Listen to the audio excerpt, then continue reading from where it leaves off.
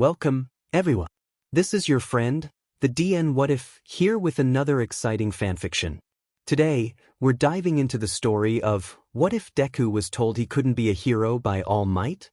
If you enjoy this video, don't forget to hit that like button and subscribe for more fanfiction content just like this. Now, let's get started with the fanfic. Can someone without a quirk become a hero like you? The question rang through his head with every step he took, resonating through his mind with each breath. He barely paid attention to the buildings he was walking past, gray things in his periphery, as he clutched his notebook to his chest. He knew he should be realistic, should think of other paths beside heroics, but the world wasn't kind to quirkless people, and it was hard to face reality when statistics were so skewed out of your favor. Izuku looked up to the crowd his legs had brought him behind, and came to full awareness as he noticed the shouts and fire. He didn't want to be here, watching the pros he'd been told he could never join, but sheer habit had him weaving his way to the front of the crowd to watch the fight and analyze the pros and their quirks. It was strange that Kamui Woods and MT Lady were on the same scene considering the villain fight this morning, and both of them were at a bit of a disadvantage with the small, flaming street, but the other pros should be able to contain the fight. After all, they were heroes, trained to use their quirks all of them trained to. He saw an explosion go off and could feel phantom burns on his skin answering. The heroes, who had quirks, who should be able to save people, moved around the scene as Bakugo drowned in the same slime he had been trapped in that afternoon. None of them moved in to engage the villain. It's not wrong to dream, however, you need to be realistic, kid. His green eyes met terrified red. Maybe he didn't want to be realistic. No, what Izuku wanted more than anything was to be a hero and save people. He wasn't surprised when his feet began to move on their own, drawing him closer to the sludge villain and Bakugo. He scrambled to think of a plan, searching madly for anything to use to his advantage. All the while his mind screamed at him for running into danger without a second thought. The heat from the flames was overwhelming here. The shouts of heroes and police officers battled with deafening explosions and crackling flame. You again? The sludge villain drew itself up, the barbed taunt spilling from a vicious smile over Bakugo's face. Even if Izuku knew how to reply to that, his throat was too constricted to get anything out besides a choked grunt as he threw his backpack, heavy from the weight of textbooks, right into the villain's eye. It didn't recoil as far as he needed it to go, but it was enough that Bakugo could breathe again. He couldn't think of anything else to do apart from trying to claw the sludge away from Bakugo, even though he knew, from his observations, from his experience this afternoon, it wouldn't do anything. Deku? What the F are you doing here? Of course Bakugo would spend his first clear breaths screaming at him. He could feel himself asking the same question. What was he doing here? He finally locked eyes with his friend, his bully, and did his best to smile. You looked like you needed saving. The sludge villain recovered from Izuku's attack with a snarl, surging forward to cover Bakugo and grab at Izuku's arms. The villain was saying something, Izuku was sure, but he couldn't hear it past the heartbeat pounding in his ears. He refused to stop moving though, still trying to claw at the sludge as it began to envelop him once more. He could almost grab Bakugo's hand, when a big hand closed around both of their arms. Whipping his head around, he saw All Might's lips moving, but only managed to catch the tail end of what he was saying. Ready to risk his life. Before Izuku could consider the context behind that phrase, All Might was throwing a punch, blowing the sludge villain away with its force. The changing air pressure robbed the fires of oxygen, extinguishing them. Even if the wind hadn't been enough to put them out, the resulting rain would have calmed the flames. For Izuku the rain was a relief against his singed hands and face, and he spent a moment just lying down where All Might had deposited them, getting his breathing under control. That moment was short-lived as the police and pro-heroes crowded him and Bakugo, leading them away from the damaged street and the sections of sludge villain coating the concrete. And that's where he found himself, kneeling as Death Arms lectured him. The other heroes were milling about, some helping assist the cleanup. There was absolutely no need to put yourself in danger. Seriously, kid, what were you planning on doing? The question brought him back to his snap decision to run in without a plan. To a hero who told him that being a hero was simply too dangerous for someone without a quirk. To the question that had been circling in his head all afternoon and had plagued him for years. So in his current state of probably shock, where were the paramedics? He knew plenty of first aid, but shouldn't there be someone checking on Bakugo, who had just spent however long suffocating? He asked Death Arms the same question. Can someone without a quirk become a hero? It was silent for a moment as the hero processed the question, before his scowl darkened. Are you serious? He paused, but only for a breath. That was a stupid decision to run in there, but without a quirk as well? Are you suicidal or something? Forget being a hero, you need to get your head in order first.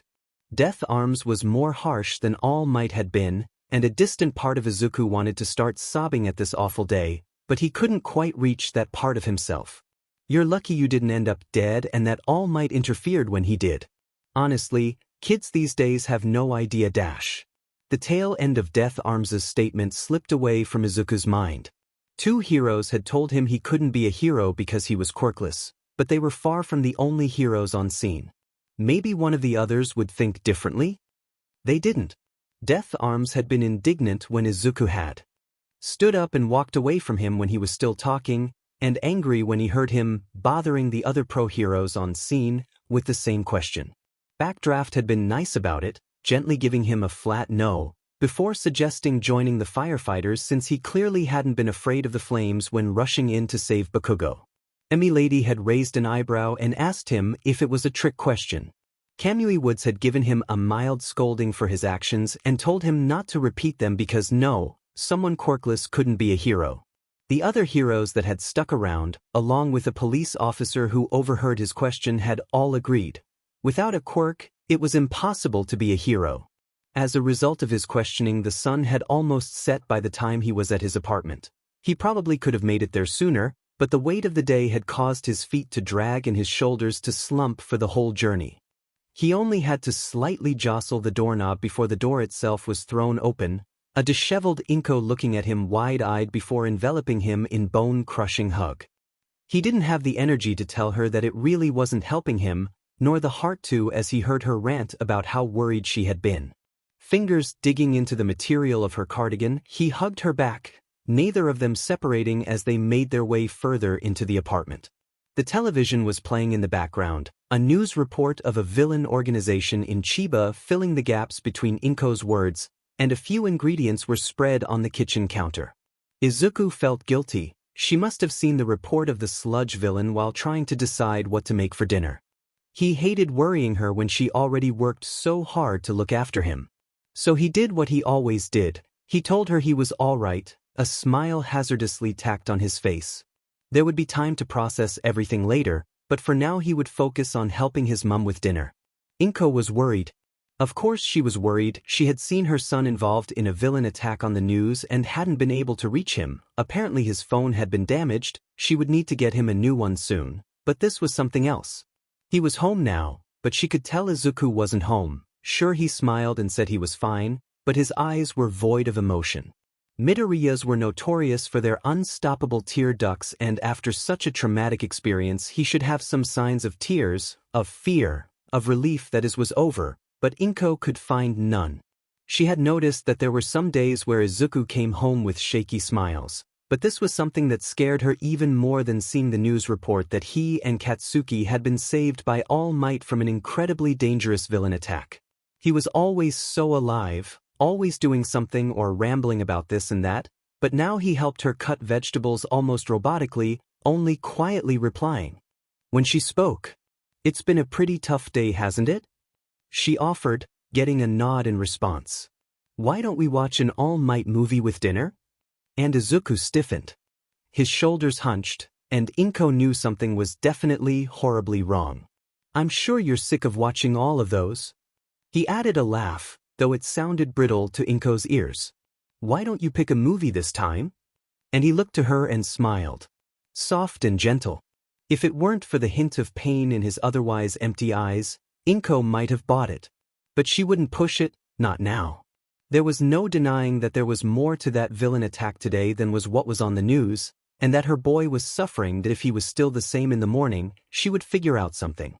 But if he was determined to keep up the charade of being okay, she would follow him, at least for tonight. He was drowning again. The sludge was up to his waist, one arm pinned at his side while the other struggled to fight against the sludge and pull himself up. His energy was flagging, and he was about to give up when he heard something muffled from beside him. When he turned his head, his eyes widened and his resignation turned to panic. Bakugo was there. So was his mum. So was Auntie and Uncle Bakugo, some of his classmates, his neighbors. They were all stuck, drowning like he was, and he couldn't help them. He started thrashing harder, calling out to them, calling out for help, but nothing was working. The sludge was up to his neck, his free arm almost completely immobilized. And he couldn't do anything. It was at that point he felt hope, because above the sea of sludge he could see the colorful outfits of heroes. He tried calling out to them, but the first bit of sludge slipped into his mouth and left him coughing instead. But that was all right because the heroes were almost within reach now. It's too dangerous to be a hero without a quirk. Izuku froze at the icy tone. He couldn't place which hero had said it, but more were joining the scene and doing nothing. Useless. Pathetic. Worthless. He couldn't breathe, which meant that the other people in the sludge probably couldn't either. But the only thing he could hear, could see, was every hero he had ever known and looked up to, staring down at him apathetically and telling him, "You can never be a hero." After getting a glass of water to help the aftermath of his coughing fit, Izuku sat at his desk, staring at his walls and trying not to register All Might's grinning face. He had been in his nightmare, cold, ridiculing, too. He'd asked 7 heroes if someone without a quirk could be a hero yesterday. And they had all told him, with varying levels of scorn, that it was impossible. But that he hadn't asked most of the heroes in his nightmare. He hadn't even seen most of them in person. With shaky hands he dug out a new notebook and booted up his computer. There were so many heroes in Japan, and if it took asking all of them to prove his nightmare wrong, that at least one believed someone without a quirk could be a hero, then he would do it. Maybe it was a crazy, nightmare-fueled 2 a.m. idea, but Izuku could feel it digging its claws into his brain, his heart, grabbing onto the tiniest bit of hope he had left and holding on with a death grip. The number 1 hero said he couldn't be a hero? Then he would just have to ask the number 2 hero. He began researching Endeavor's patrol routes. He hadn't gotten much sleep that night. It was less sleep and more pass out from exhaustion anyway, but in the few hours between 2 and 5 he'd managed to put together a lot of information, which led him to where he was now. The first place that would come to mind if you wanted to meet a hero would be their agency, but with the celebrity-like status that many heroes enjoyed, it had been declared illegal to loiter around hero agencies, as it would be considered impeding justice. Of course, members of the media could get exemptions to this, but Izuku could hardly fake that with his height and eternal baby face. Besides, Endeavor was known for avoiding the media or being downright hostile, so posing as a journalist wouldn't allow him to ask the man his question. So he did what he did best: he researched. He brought up reports of the areas Endeavor frequented, fairly regular when not working on a case, arrest reports, social media comments on when he spoke to fans, and by the end of it all had a rough estimate of the best places to intercept him, along with when he was most sociable. After that he had written down some basic information on the rest of the top 10 heroes, knowing that someone as gruff as Endeavor probably wouldn't support his heroic ambition, so he'd need to be prepared to ask the next hero. Waking up after sleeping at his desk had been awful, but 3 days later and he was at the edge of a fight that had just gone down between Endeavor and an unknown villain. His information suggested that the best time to talk to the number 2 would be after a fight, when he'd finished dealing with the media and press, but would still be geared towards talking instead of going back to patrolling straight away. Endeavor and the sidekick that was accompanying him, he couldn't remember her name right now, he was sure he knew it, it had something to do with fire or burning, were finishing up their statement, so Izuku slipped past other bystanders. He used his small stature to remain unnoticed as he cut towards a nearby alley he knew the heroes would pass through. They were on the tail end of their patrol and would be heading in the general direction of Endeavor's agency. Passing through the alley would point them in that direction while allowing access to a populated street perfect for patrolling, while giving eager fans less chance to corral them for more information and autographs. Izuku ignored the part of himself that sounded a lot like his classmates. telling him he was being creepy. They hadn't been particularly kind after hearing he had tried to interfere in a villain attack. The bruises under his clothes gave him dull reminders of the fact when he crouched by a dumpster. He didn't want to be noticed until he knew Endeavor hadn't been followed by any fans, and then he could ask his question. It took a couple of minutes, but soon he heard the sounds of footsteps over his racing heart. He watched the flame hero, without his sidekick, must still be dealing with the media, walk by his hiding spot, steeled his nerves and stood up. Hello Endeavor, sorry to dash." His apology was cut short by a burst of fire landing by his head, scorching the wall and singing the hairs on the side it has passed. He didn't dare breathe as his wide eyes met the hero's, hoping that Endeavor would realize he wasn't a threat. "What the hell, kid, did no one ever teach you to not sneak up on heroes?" Not good. Izuku knew this wouldn't be the best experience, but he could tell Endeavor wasn't just gruff now, he was irritated.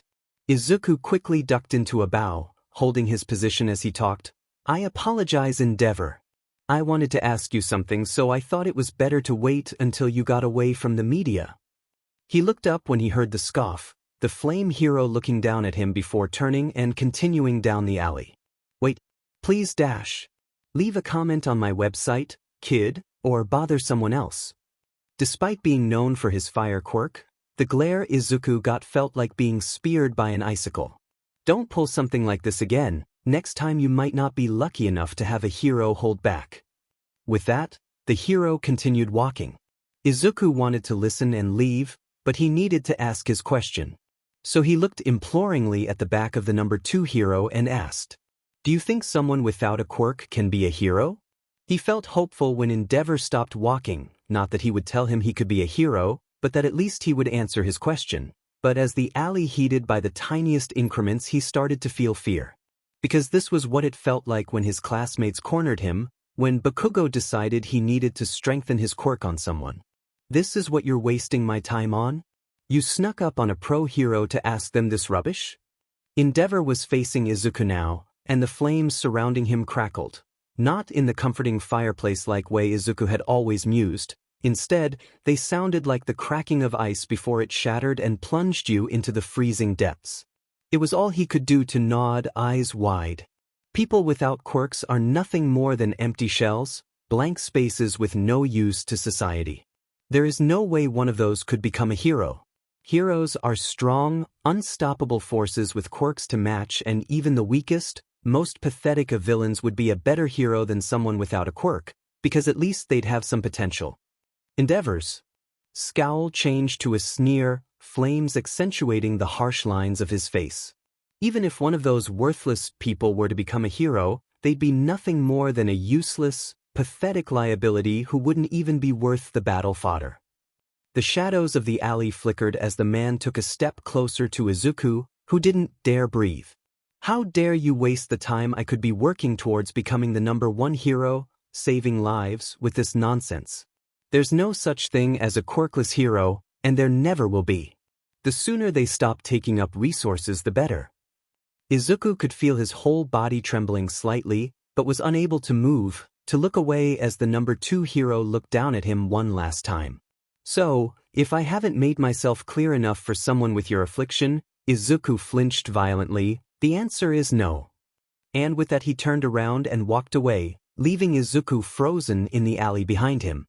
The trembling progressed into shaking, forcing him to sit down and lean against the dumpster he had originally hidden behind. He'd known Endeavor would probably reject him, but it felt different when it wasn't his classmates saying it. Useless. Endeavor was the number 2 hero, someone people respected. Someone he looked up to. Pathetic. Someone who thought he was worthless. Izuku could feel himself at the edge of a precipice, the wind stirred by his rapid, swirling thoughts threatening to knock him down. The number 1 and number 2 heroes had told him, in no uncertain terms, that someone without a quirk, like him, could never be a hero. A handful of other heroes had also agreed. His classmates certainly didn't believe he could do it. What his class would do if they found out what he'd been asking the heroes? They'd already spent his first day back since the villain incident jeering at him about it, telling him it'd be better if the villain had gotten him because if he had died, no one would miss the victim, and how close they were to what had almost happened not even an hour before Bakugo had been attacked. Bakugo hadn't said anything other than for people to F off and stop asking about it because of course he wasn't scared. No, he had it handled. He hadn't even looked in Izuku's direction, refusing to acknowledge his existence even as his classmates had knocked him around. He felt his bruises throb at the memory, and dug into them to try and stop his hands from shaking so much. It's not wrong to dream, however, you need to be realistic, kid. But he didn't dream. He just had the same nightmare since that day, that he was never enough, the heroes looking down at him as he drowned. And he knew that now would be the point of change. He could give in, break down into the sobbing mess he wanted to be. He could accept that he'd only ever be useless and hopeless and worthless and all the things people had told him. Or, he could prove his nightmare wrong. He was an analyst. There were so many heroes, so surely there was a chance that one of them would believe in him? Breathing in deeply, he pushed away the choking feeling in his chest and stood up. Just because the top two heroes didn't believe in him, didn't mean he should give up. Endeavor's reaction was expected. It was worse. So much worse, but still in the expected direction. So he had an outline of a plan ready to go for the next hero. He just had to keep working on it. Tremors still racked his body as he made it back onto the main street, but he noticed it with a sense of disconnect. Everything outside of getting home and planning was a bit fuzzy, just outside of his comprehension, but that was fine. He only paused his journey when he noticed he was passing Endeavor's sidekick, Burnin, that was her name.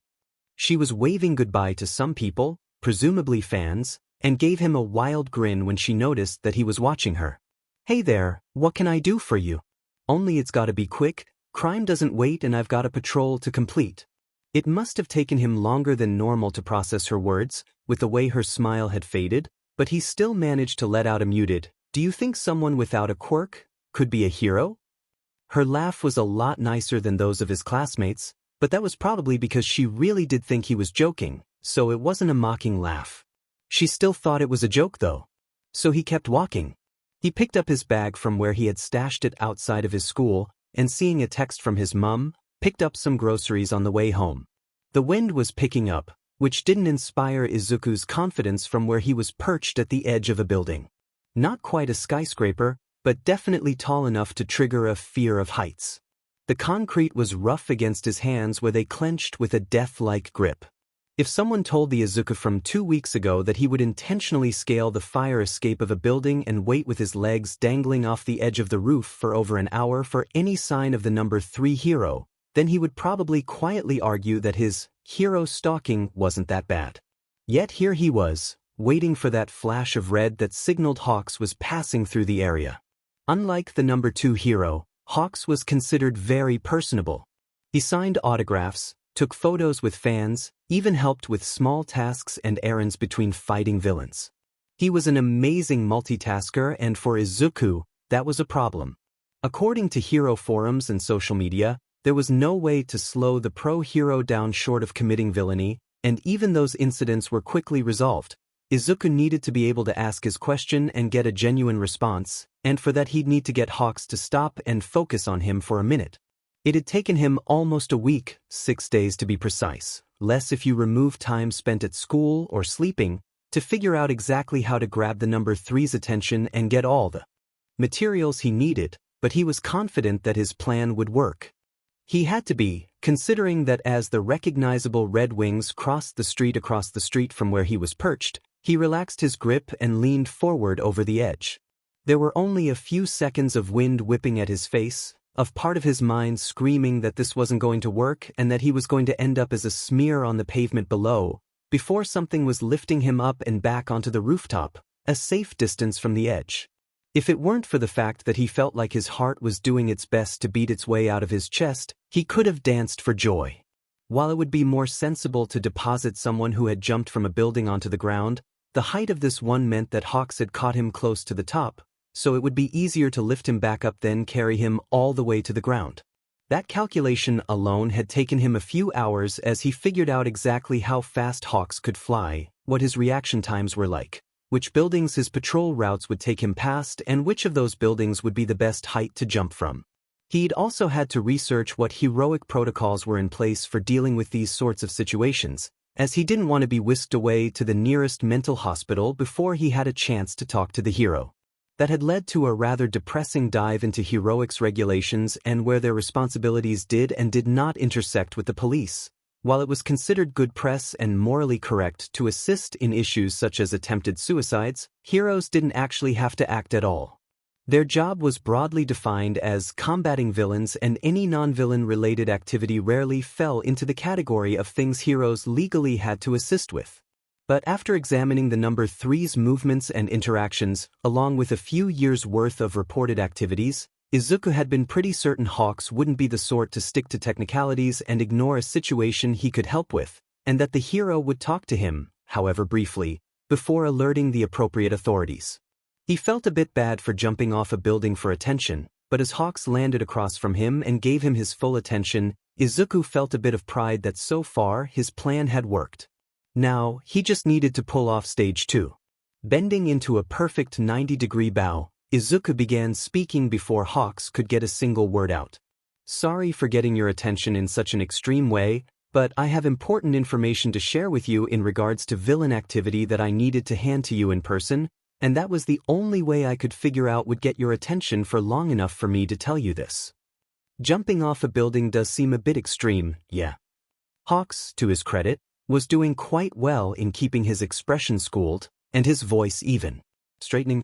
Izuku began walking to the opposite side of the roof to where he had stashed the folder that contained the information he had spent several near-sleepless nights collecting as he continued his explanation.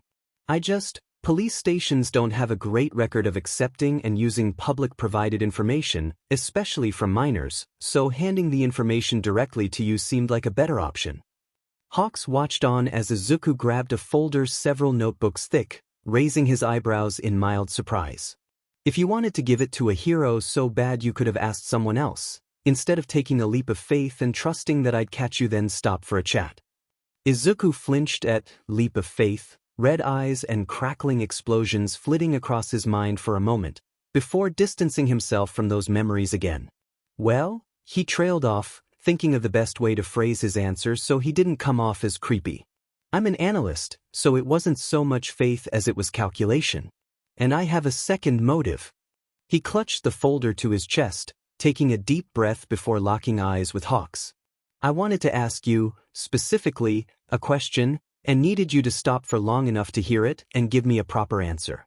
The jump got your attention and caused you to stop to make sure I wasn't trying to, And giving you this information gave me a chance to maintain your attention and ask my question." Hawks whistled, running a hand through his already wind-ruffled hair. "Geez, kid, that's a lot of work for one question. I don't think I could say no to hearing it out without my curiosity killing me now." He let the sounds of the city drift up to him for a moment, letting them ground him to reality while he distanced himself from his emotions in preparation for Hawks's response. Do you think someone without a quirk can be a hero?" It was notably hard to get Hawks to slow down or stop, but faced with that question the number 3 hesitated, brows furrowed. Izuku waited patiently, refusing to get his hopes up. He could at least appreciate that the hero was putting thought into whatever his answer was going to be. After a fair amount of deliberation, the hero let out a sigh, ruffling his wings in a sign of discomfort. The look he gave Izuku already held his answer.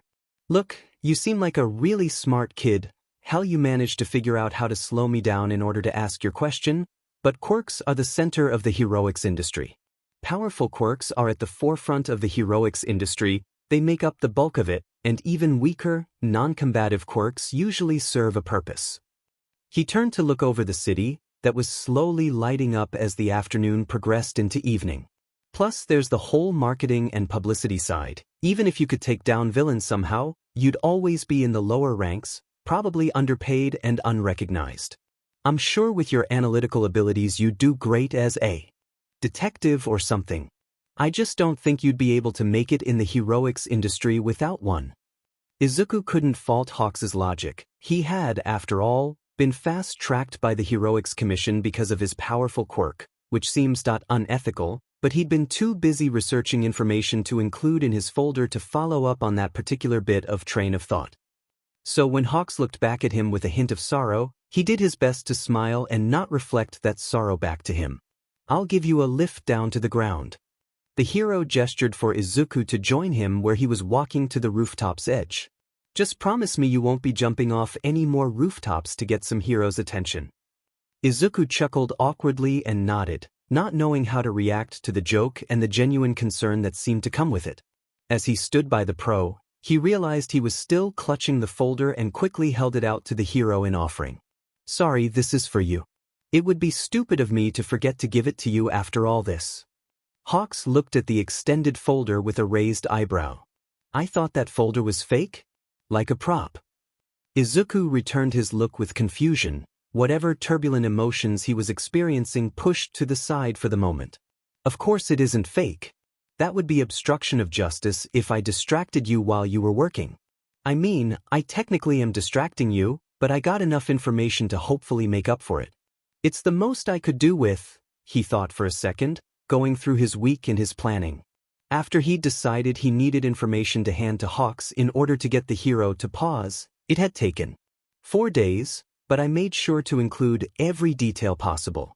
"I'm not as familiar with this area since I live in Mizudafu, but I've cross-referenced nearly everything in here to make sure it's accurate."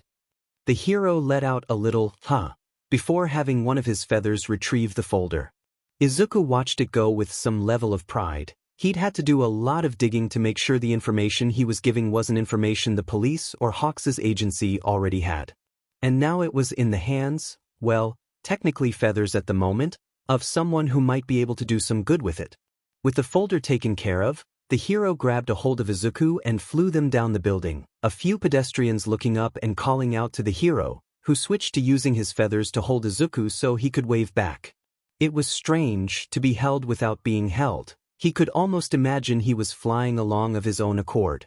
That was until the hero set him down on the pavement. "Take care of yourself, kid." The hero left with a small finger salute, back to his patrol before Izuku could say goodbye. Walking down the busy evening sidewalks, he was glad he didn't have to climb all the way down the building again. The fire escape didn't have access to the top 2 floors. So he'd been lucky that the rough bricks and concrete embellishments had provided enough handholds for him to scale up that final stretch. He would have to think about working on his upper body strength in case a similar situation occurred with a different hero. Grip strength would be pretty easy to work on anyway, so he could start on that this evening. At least with better grip he wouldn't risk falling 2 stories onto a fire escape on a random Sunday afternoon. Entering the train station, he began muttering about different workout regimes that could help in situations like this. He was only broken out of it for a moment when he realized he was holding up the line boarding the train, which left him spluttering apologies left and right until he was seated and on the way home. Being able to research pro heroes and their movements was useful, but it would hardly help in situations with active heroes with random patrol patterns. To meet with those pros he'd have to be more fit. Though learning to filter through website archives and access some sites through slightly less than legal means had helped him greatly in gathering information for Hawks, honestly he'd thought organized villain groups would be better at hiding their tracks on the internet. It was all a matter of finding balance between continuing his research and gaining more physical skills. Well, he had a whole train ride ahead of him, more than enough time to research the best ways to approach exercise. By the time he was back in Mizudafu, he had a basic understanding of how to improve his stamina, which seemed to be the most relevant area to work on at the moment. After all, chasing after heroes wasn't exactly a calm, relaxing activity. The employee at the register gave him a raised eyebrow as they processed his purchase of a few small weights and grip strengtheners, but Izuku thought that might have been over his incredibly flushed and out-of-breath state. He could barely get enough air to thank them. He knew he wasn't the fittest person around, but he didn't expect his jog from the train station to the store to take so much out of him. Making a mental note to jog between places to improve his stamina, he continued home at a walk so as not to worry his mum by appearing at their doorstep half dead. Honestly, he needed to start carrying around a small notebook to keep track of things. His memory was good, but he'd learned so much about heroics laws, patrol routes, pro-hero public interaction statistics, hacking, the dark web and common building infrastructure this week and a half, and retaining that plus his schoolwork was beginning to take a toll.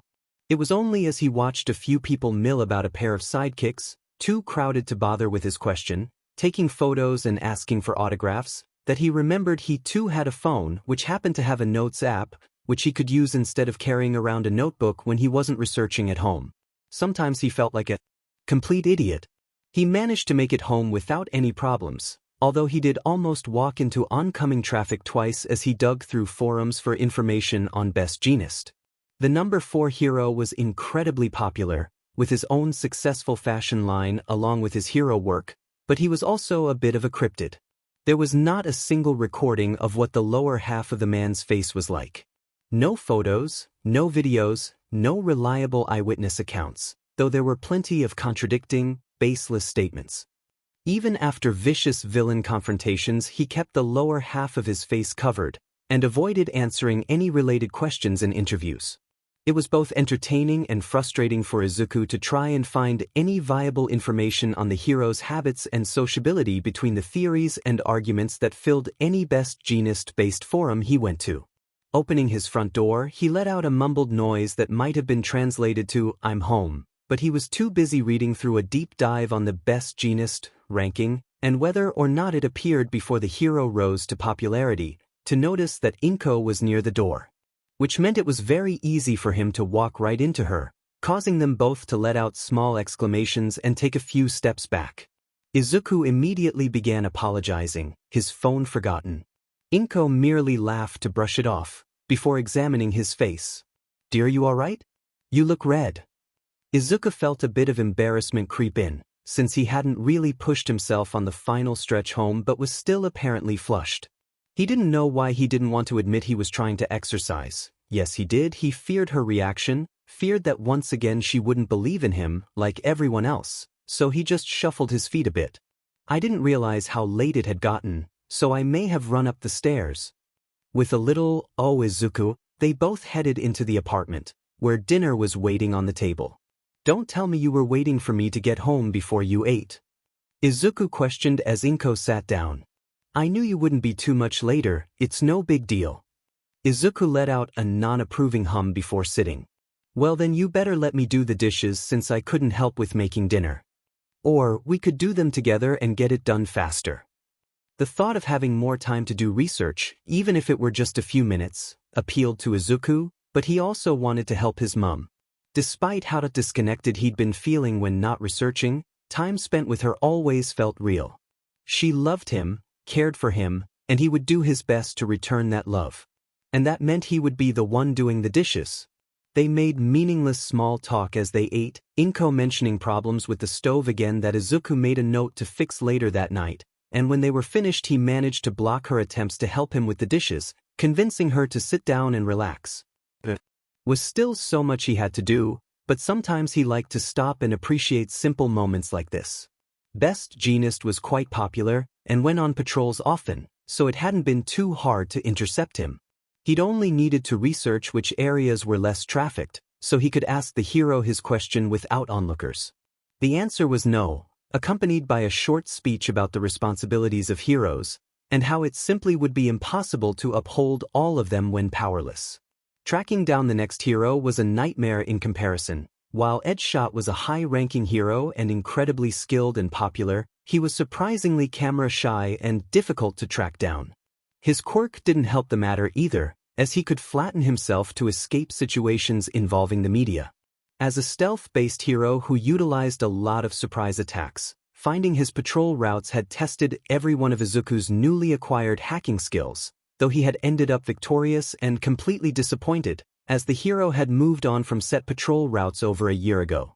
After 20 minutes of feeling frustrated, he'd gotten to work thinking of other ways to track down the hero. He kept his promise to Hawks and didn't jump off any more buildings, but if he happened to be very close when a villain organization was taken down, and happened to have tipped off Edgeshot's agency about the group and monitored activity from both the group and agency so he would be nearby when the bust happened, that was just a coincidence. After helping people nearby evacuate, safe routes memorized the day before, he was able to catch Edgeshot on the edge of the cleanup effort. The hero had just shaken his head and told him to stay clear of the zone while cleanup was in progress. The handful of heroes who had also stuck around the scene shared the same opinion. After that, he'd researched the legality of some of the stuff he was doing, because influencing heroics agencies for his own gain seemed like it was crossing a line. Turns out his actions weren't considered illegal, since they were non-villainous and unprecedented. Finding and asking top heroes 6 to 8 became a blur of sleepless nights, training and school, as exams and assignments had crept up on him, and he'd still wanted to continue with what he now believed to be the exercise regime from hell. They still said no. Ryukyu was easy to find, but not easy to talk to alone. Due to her popularity and kind nature, she always had several interns, sidekicks, or other heroes around, not to mention fans if she was patrolling the streets. So, Izuku waited for her to leave her agency and make her way home. Following her route from the rooftops, learning basic parkour had been painful at first, but it had definitely shown its merits on that journey, until they reached a less populated part of town. Sure, he could have followed her home, or even found out where she lived and saved himself the effort of tailing her, but there were limits he didn't want to cross, and that was one of them. She'd ended up being one of the most understanding heroes he'd talked to, recognizing that many heroic traits and skills had nothing to do with quirks, but there was always a but. Being quirkless was a liability, and he would have nothing to fall back on if a situation became dire, so no, he couldn't be a hero. Now, he was down to the last of the top 10. Number 10, the killer whale hero, Gang Orca. And he was surrounded by kids. He felt bad lying about his age, the tour group age limit being 12, but the easiest place to encounter Gang Orca turned out to be when he led tours for kids around the local aquarium. The hero was on the other side of the room, waiting patiently by a large tank filled with a variety of tropical-looking fish and corals, while the children stared at him or whispered to each other. "He's way too scary. My mum said he's a hero, but he doesn't look like one. Where's the real tour guide?" Izuku couldn't see a visible change in Gang Orca's stance or expression as the children's whispers reached him, but he got the distinct impression that this wasn't the first time a tour group had been scared based off of his appearance. "I bet he's actually a villain," one of the older, more confident kids declared, setting the others on the edge of panic. "That's not right." Izuku surprised the kids and himself by responding quietly. "Oh yeah." The outspoken one, a boy with glowing freckles, challenged. "How do you know?" Part of Izuku wanted to snap back that he was an avid hero fan and had analyzed Gang Orca, planned this day just so he could meet him, but he knew that wouldn't calm down the other kids and fix the situation. "I have a poster of the top 10 heroes, and have watched the official hero rankings for years. That's Gang Orca, and he's the number 10 hero." Now the kids were looking back and forth between him and the hero, as if trying to decide if he was telling the truth or not. He's so high on the rankings because not only does he have a powerful quirk that makes him really strong, along with other things, but because he's great at teamwork. By helping others, and letting other people help him, he saves even more people. He began adding more enthusiasm to his words to keep the attention of the younger kids. He has a special move that can freeze his opponents, which makes him great at taking down villains even on his own. Sure, he looks scary, but that's to keep all the villains far away. Whenever they see Gang Orca, they know to leave as soon as possible or get beaten. But do you know what the best part is? By now even the freckled kid was watching him, absorbing every word. "What?" asked a little girl, clutching the hand of another girl that appeared to be her sister. "He knows so much about the ocean, and wants to share it by doing tours." A few of the expressions he got let him know that a cool hero knowing ocean facts was not, in fact, the best part. But Izuku's plan was almost complete. He switched his tone, letting it become monotonous and droning, and began reciting facts he could pick out on a nearby display. The oceans hold about 96.5% of all of Earth's water, and as a result, around 70% of the Earth's surface is covered by oceans, but there's also seas, lakes, rivers distributed across the land. The largest ocean on Earth is the Pacific Ocean, covering around 30% of the Earth's surface, which means that the other 4 oceans share the 40% of coverage between them. The name, Pacific Ocean, comes from the Latin name Tepra Pacificum dash. "This is boring," one of the kids whined, murmurs of agreement rising from the rest of the group. "What, don't you want me to do the tour?"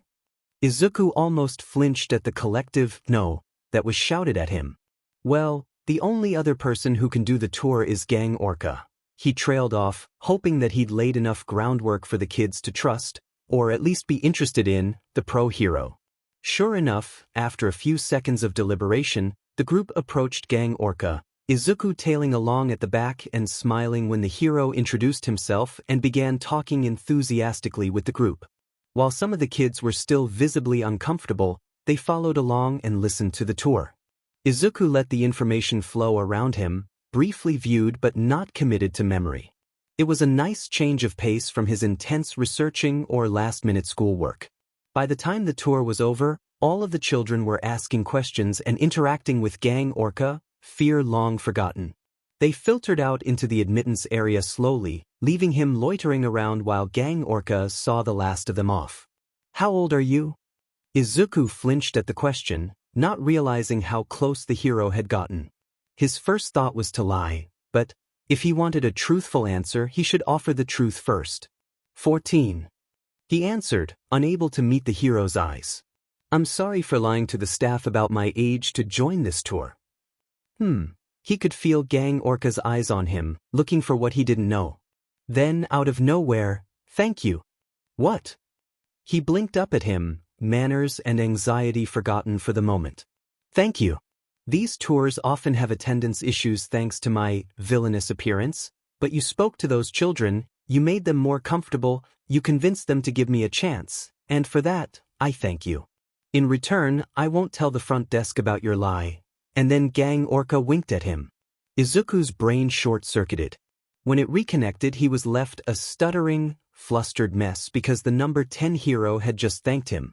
He winked at him because he wasn't going to tell Izuku for lying, and that just felt too surreal when his brain was still absorbing aquatic-related trivia. Gang Orca chuckled at Izuku's reaction, and it felt different than when people usually laughed at him. Not malicious or mocking. It brought him back to the heroes who had laughed him off, and reminded him that he was at the aquarium for a reason. So, getting himself somewhat under control, he turned to Gang Orca and asked his question. "Can someone without a quirk become a hero?" After a few seconds of silence, Gang Orca did something that none of the other heroes had done. He asked a question back. "How many people have you already asked?" Izuku was surprised for a second at the reaction, but knew immediately he couldn't admit the truth, that he had spent the past 2 months running around, tracking down the top 10 heroes to ask them, along with any other heroes he met on the way. He would just come off crazy and obsessed, and maybe it was a bit obsessive, a bit crazy, but he didn't have much else left to hold on to. He still didn't want to lie, so he gave Gang Orca a different truth. "I don't even have to ask anyone for them to tell me I can't be a hero. If I mention heroes or do something even slightly heroic, they'll tell me that I could never be a pro-hero." He shrugged, trying to suppress the emotions he could feel welling up at his admission. "I'm quirkless, and that's all they'll ever see me as." Gang Orca's expression was hard to read with his mutation, but he certainly wasn't chuckling anymore. He raised a hand and placed it gently on Izuku's shoulder, and he didn't flinch or wince. He usually would, his shoulders so often the targets of shoves and explosions, aching from his constant hellish workouts, but maybe because he was so used to recognizing incoming pain he could notice a kind hand when it came, even if his body wanted to run at the sensation of being grabbed. "There are all kinds of heroes," he began, and Izuku could tell how this speech would end, but he listened anyway. "Doctors, police, even teachers who shape the younger generations, can be seen as heroes. Going into pro-heroics might not be a possibility for you without a quirk, but that doesn't mean being a hero is out of the question. You showed a great aptitude for working with those other kids today, perhaps look into a path involving that." Izuku couldn't resent the hero, not when he meant well and smiled so softly at him. That didn't, however, change the fact that when Gang Orca left he felt like crying enough to fill one of the aquarium's tanks. He knew that other professions could be heroic, that those people made a difference in the world, but no one wants a quirkless person in those places. He had already looked into it, he had tried being realistic, but it hurt so much. No one actually wanted quirkless people around. He left the aquarium feeling hollow, since that was the last of the top 10 heroes. And they had all told him that he could never be one of them. It was almost sickening how familiar the sensation was of drowning now. How used to feeling helpless he was. He still thrashed, managing to get both his arms free this time, just as the heroes appeared once more. Every hero he had ever seen, including the top 10, along with a few probably made up by his dreaming mind, ready to watch him drown along with the people he couldn't save. Useless. Pathetic. Worthless. Useless. Pathetic. Worthless. Reaching out, he was just able to reach the shoes of a hero in a bright green costume, when something touched his head. He looked up, and there was Endeavor. People without quirks are nothing more than empty shells, blank spaces with no use to society. And then he shoved his head under the sludge. Izuku tried to cry out, but only got a lungful of sludge to show for his efforts. More hands were joining now, keeping him down, pushing him further. He could hear their voices echoing through the sludge, telling him to give up, that it was too dangerous. Useless. Pathetic. Worthless. Useless. Pathetic. Worthless. Useless. Pathetic. Worthless. Useless. Pathetic. Worthless. He wasn't sure if it was the pressure of the hands or the sludge was crushing him. Maybe it wasn't them at all, but the weight of his own emotions, his own failure, what failure, being born without an extra ability and being dismissed for it, that wanted to crush him before anything else had the opportunity. When Izuku woke up, he felt a pressure behind his eyes and an ache in his throat. Despite that, he didn't cry. He wasn't even sure that he could if he wanted to. Like there was a glass wall preventing him from reaching out and touching his live-wire emotions. The top 10 heroes, along with the handful of other heroes he'd asked, had told him he could never become a hero, not without a quirk, but with all of their powerful quirks it made sense they couldn't believe in him. But there were so many other heroes in Japan alone, he was sure that, statistically, there would be someone with a different opinion. He'd made a choice not to break down the day he met Endeavor.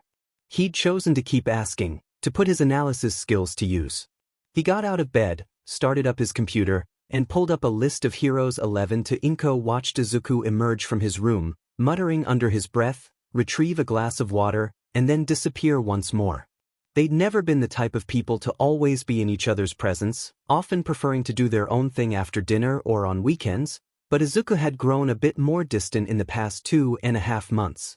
The day after the villain attack she'd kept a close eye on him, and while he'd had bags under his eyes they weren't empty like they'd been when he returned home. In fact, they'd had more of a spark, a drive, than she'd seen in a while. So she hadn't pressured him about why he had seemed so empty the day before, just vowed to keep an eye on him to make sure he was recovering from the attack. It had been a bit more difficult to keep an eye on him, considering he'd taken to staying out later, stating it was for hero watching, or to study at the library, or other, trivial reasons, and had become more quiet and withdrawn, but he seemed more happy this way. Maybe not happy, she thought, remembering the genuine smiles he used to give and the enthusiastic rants he would go on. She wasn't sure when they had faded into pale copies, but if she knew how to bring them back she would.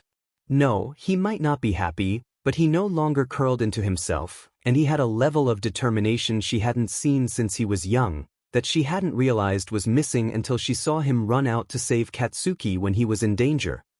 Hover. Dear. Izuku looked up from his breakfast the next morning, head tilted in question. If you're going to be staying out later today, make sure you let me know.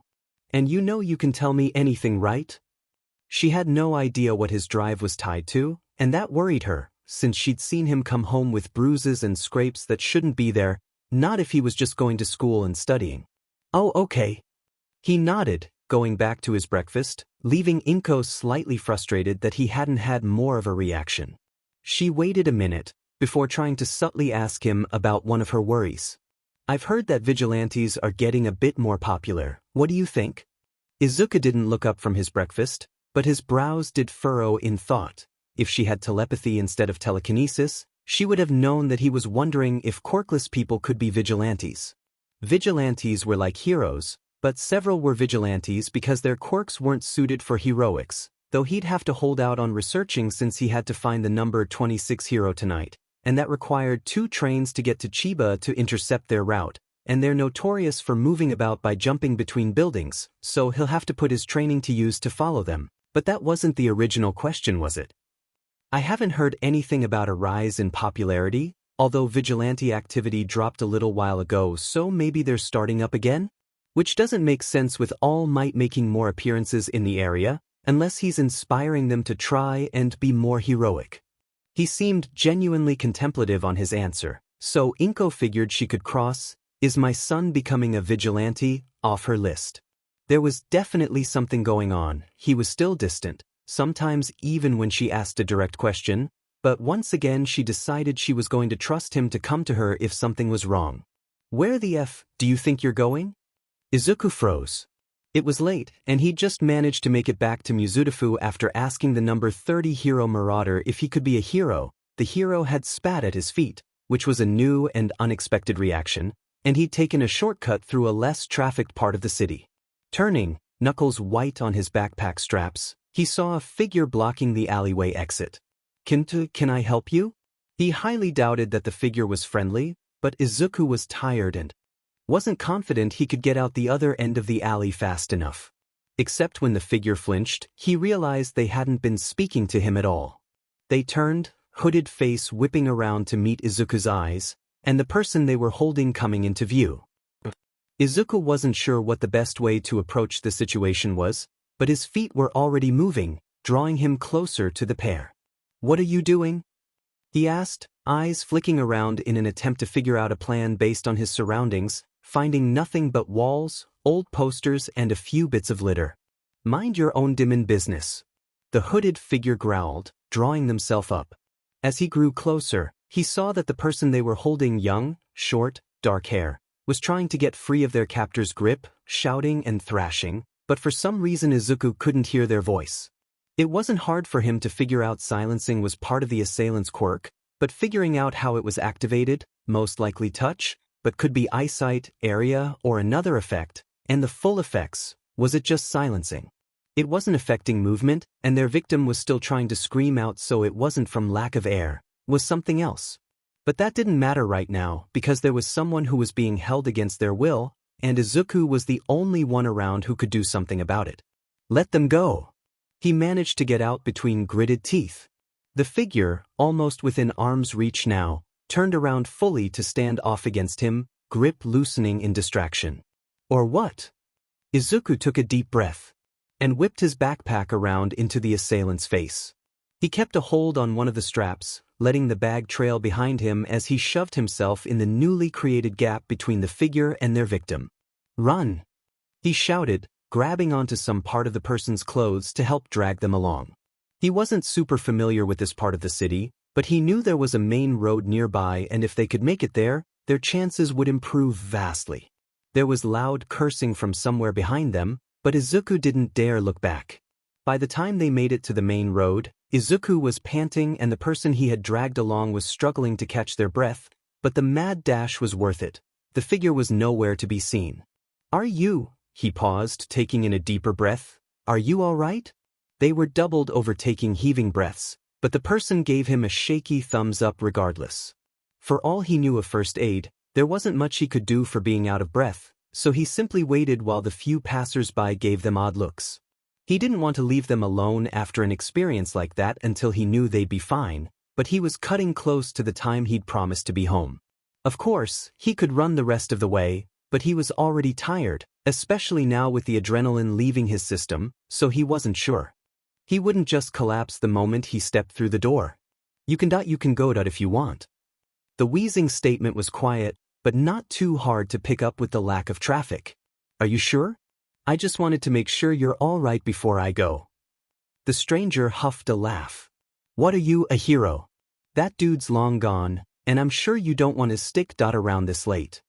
Izuku hesitated, stuck between the idea of helping and the need to be home soon, but looking around there was enough foot traffic that he wouldn't feel like he was completely abandoning the person to fend for themselves.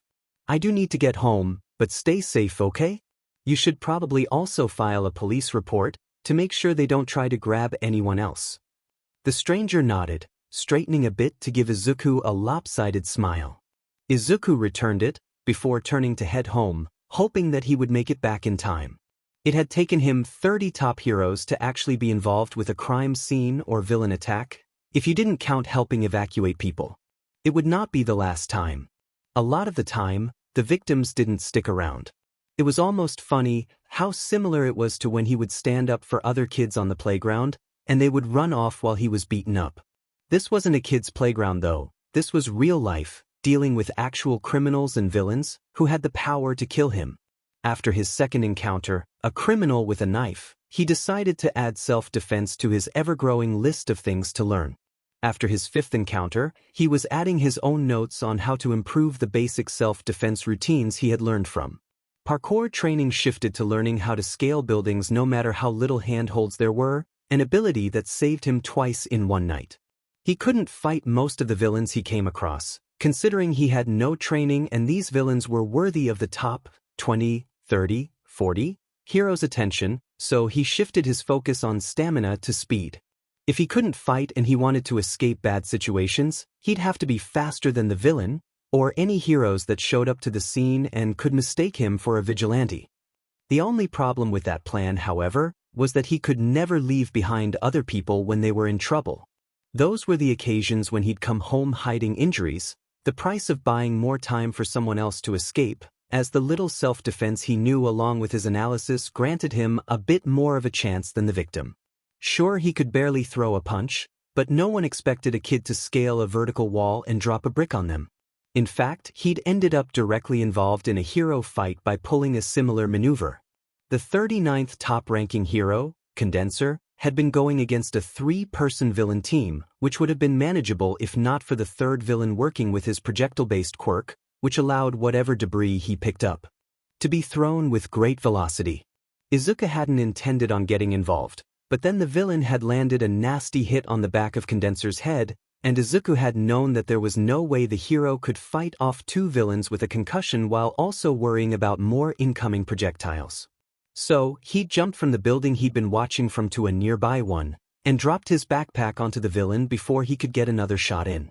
Having just come from school, his backpack might as well have been a small slab of concrete with how packed it was, so the villain was immediately taken out of the fight.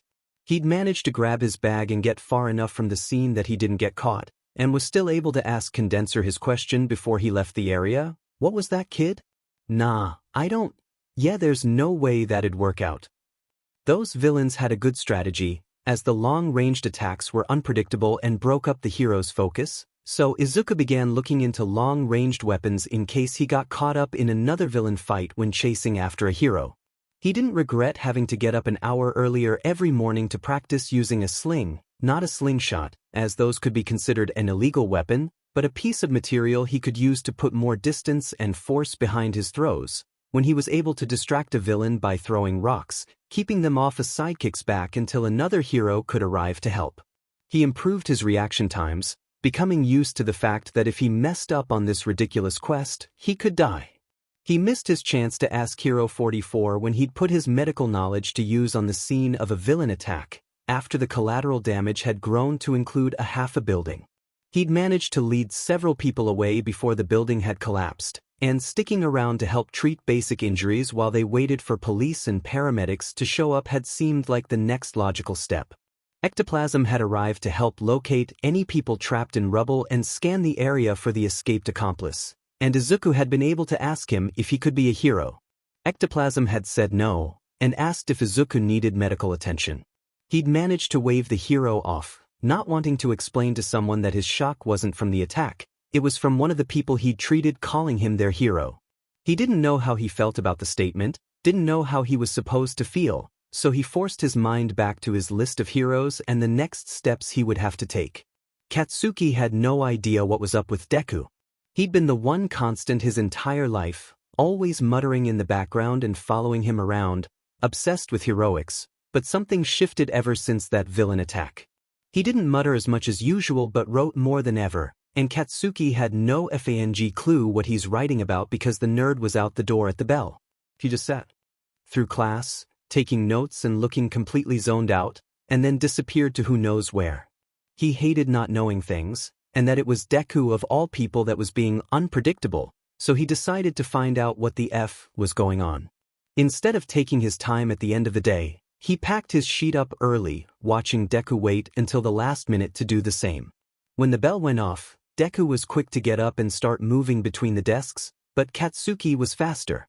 "Where the F do you think you're going?" Their classmates watched as Deku froze, probably expecting to see Katsuki to grab him, but Katsuki was also frozen at the completely empty look Deku was giving him, as if he didn't recognize who he was. Then that second ended, and Deku did a complete 180 and ran to the other side of the classroom. "Oh, you nerd, get back here!" Katsuki felt small explosions go off in his palms as he followed Deku at a more leisurely pace. After all, it wasn't like he could run away. The only possible way out on that side of the room was to jump out one of them. He felt ice in his veins as Deku opened one of the windows. "What the hell are you doing?" His shout was joined by other members of their class. The teacher had already tuned out, ignoring whatever happened after the bell went so long as they didn't cause damage to the classroom, some crying out in surprise, others asking what the hell was going on like he had. He sped up, vaulting over one of the desks, but he could even get one more word in before the nerd threw himself through the window. The class had erupted, people shouting and shoving their way to the windows so they could see what had happened. For once Katsuki let himself be jostled with their antics, suddenly blindsided by a memory. "If you want to be a hero so bad, I have a shortcut for you. Take a leap of faith off of the school roof and hope for a quirk in your next life." There was no way he would actually. Someone's elbow rammed into his side, snapping him out of whatever the hell he had just been feeling. He growled and shoved his way to the front of the group, blocking out their chatter as he looked out the window. It took him a few moments to locate the nerd, not directly below, not sprawled in his own blood, and he wasn't even looking back at them. He was quickly walking to the school gates, as if he hadn't jumped out a second-story window. Part of Katsuki was screaming at him to follow Deku and figure out what the F just happened, but the thought of asking him and getting nothing but that empty stare, Katsuki had no idea what the hell was going on with Deku, so he'd just have to sit back and watch to find out. Izuku reloaded the Hero Association website, but when he checked the rankings page, the results were still the same. They'd shifted just a bit from yesterday's, which were different from the day before. As soon as you passed the top 50 heroes, he was officially on 52, but he'd asked more heroes than just the ones he'd tracked down, a few sidekicks as well. Rankings were a bit less stable, fluctuation based on public opinion and amount of resolved incidents. It was a good way to inspire productivity from heroes, but for someone who was meant to be working through the rankings, it was a nightmare. Izuku couldn't risk missing a hero simply because they jumped up a few ranks and slipped past him while he was researching a different hero. He groaned, letting his head fall down to hit his desk. There was paper strewn all across his desk and pinned to his walls, and some covering his bed, not to mention the state of the floor, so the impact wasn't painful, but it was grounding. He waited a minute, then two, then took a deep breath and lifted his head back up, switching between pages on his laptop to the complete hero list page.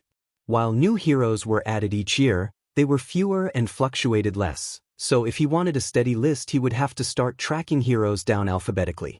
It took half an hour to rearrange his physical notes, research put away for future use and pins shifted on the cheap tourist maps he'd bought to find patterns in other cities, until he was finally ready to start from the top of the list once more. Despite the amount of times he got rejected, despite how often he got hurt, he kept going. The night he fell a full story and fractured his ribs, the bright hero, Lights Up, told him he should go to the doctors to get his head checked for worms, since quirkless people barely existed anymore and there was no way one could be a hero. The weekend he lost the feeling in his hands and feet from training and running the length of the city. Cementos gently let him know that most people failed even getting into hero courses, let alone getting full hero licenses, so being quirkless and getting into heroics was just unrealistic. The day he skipped school because of a fever, Spinning Top just looked him over, raised an eyebrow and laughed, leaving Izuku to return home to fever dreams of the whole world laughing at him. Despite that, he kept going. The train rocked rhythmically, making its way down the track unhindered. Izuku fidgeted with the straps of his backpack while he watched the scenery pass by, resisting the urge to check the news feed on his phone. Given the current overcast weather, it would be another 20-ish minutes until the mountain collapsed, and 40 minutes until he reached the closest stop to the town. He really hoped that his prediction was wrong, or that the heroes he'd reached out to and the town had used preventative measures to stop the impending landslide, but he'd been following social media surrounding the town closely for the past few days, and had heard nothing. Of course, he could be wrong, the mountain might not collapse, but given the colder than usually winter they'd had, combined with sudden torrential rain meant that it was near certain that the small cave systems dotting the mountain would face collapses.